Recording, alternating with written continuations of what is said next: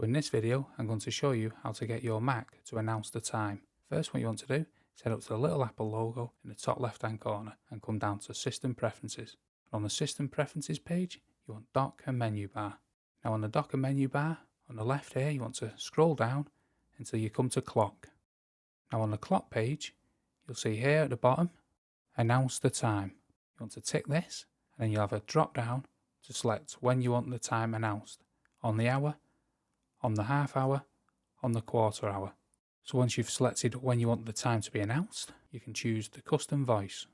You can use the system voice. However, if you want a different one, you can choose custom here, and you can select all different voices and in all different languages. You can even have funny voices, which we can hear here. I need to go on a really long vacation. Once you've made your selections, you simply click OK, and all these voices what you've selected will be downloaded. However, I don't want to download any new ones at the moment, so I'll click cancel. So we can listen to the system voice. Hello, my name is Daniel. I am a British English voice. It's 20 hours. So you can also tick this use custom rate. So if you want the voice to be a bit faster or a bit slower, you can change it to your preference, and then we can test it again. Hello, my name is Daniel. I am a British English voice. Until you get it to how you like.